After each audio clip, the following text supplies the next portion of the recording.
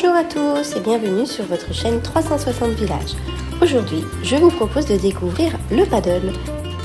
Avant de commencer, pensez à vous abonner à la chaîne, ça fait toujours plaisir. Pensez à liker, à partager et vous pouvez même commenter. Allez, c'est parti. Le paddle est un sport de raquette qui se joue sur un court, encadré de vitres et grillages et divisé par un filet.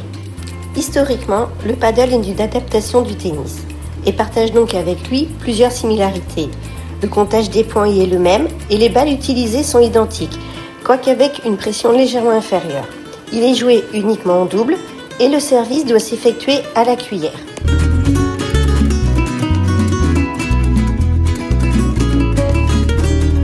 C'est le Mexicain Enrique Corcuera qui est à l'origine du paddle en 1969. Vivant à Acapulco, il n'a pas assez d'espace autour de sa maison pour un court de tennis et construit donc un court de 20 mètres sur 10 mètres. Les mauvaises langues disent que comme sa femme n'était pas bien douée et envoyait les balles un petit peu partout, il eut l'idée d'encadrer le court de murs hauts de 3 et 4 mètres.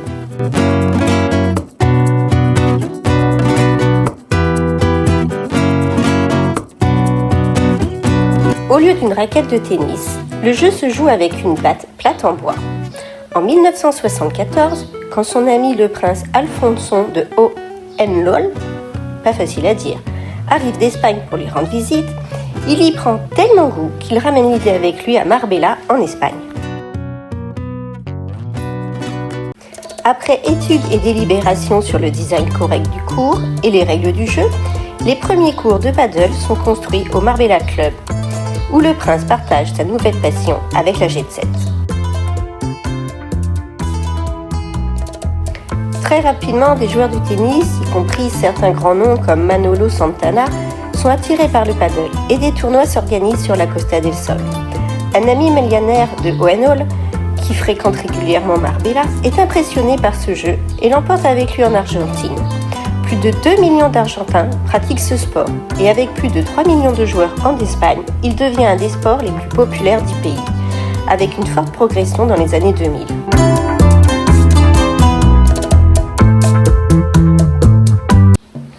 La piste possède des dimensions au système métrique.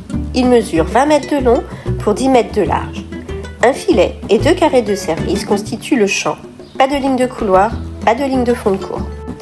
Les murs sont une caractéristique distincte du paddle. Ils peuvent être en verre ou en grillage métallique et sont utilisés pour jouer des balles rebondissantes, ce qui apporte une dimension tactique supplémentaire au jeu. Un mur de fond de 3 mètres de hauteur ferme le court sur toute la largeur. Il est surmonté d'un grillage de 1 mètre et prolongé par angle droit de chaque côté de la longueur du court par un mur de 2 mètres. Les 2 murs de retour de 2 mètres sont liés à leur équivalent de l'autre côté de la piste par un grillage de 12 mètres de long.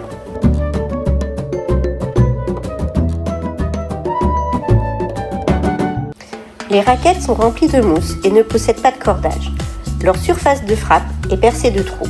D'une masse d'environ 370 grammes en moyenne, elles utilisent dans les années 2020 des matériaux présents dans d'autres sports de raquettes, carbone, graphite. L'épaisseur d'une raquette est de 38 mm. Les différentes densités de mousse, la forme de la raquette et la répartition de la masse permettent d'obtenir des modèles adaptés à un jeu de toucher ou à un style de jeu basé sur la puissance. Un cordon de sécurité reliant la raquette au poignet du joueur se trouve inséré dans l'extrémité du manche. La Fédération internationale de paddle stipule que son utilisation est obligatoire.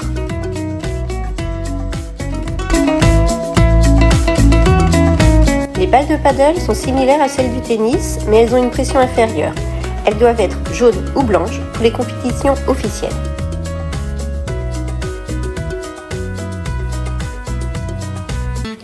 Le service s'effectue à la cuillère sans frapper la balle plus haut que la ceinture. Il doit être croisé et en commençant de droite à gauche.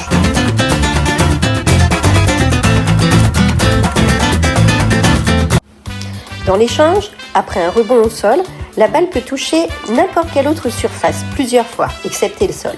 Ainsi, la poignée de porte, les grillages, les murs font partie du terrain et induisent des trajectoires inattendues. Les points se décomptent comme au tennis, 15, 30, 40, jeux, 7, matchs. Au niveau professionnel, une partie se déroule en 2 sets gagnants. Le paddle se développe de manière rapide ces dernières années.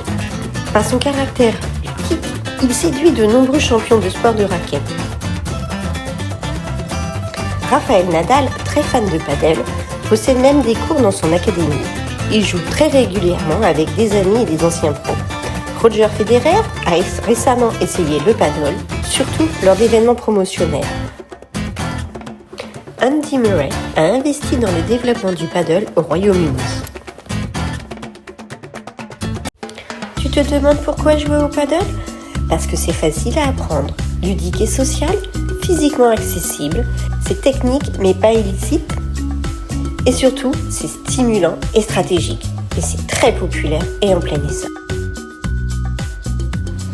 Rejoins vite les 65 000 licences de paddle, soit 91% d'augmentation en seulement un an. Et surtout, abonne-toi à la chaîne. À bientôt!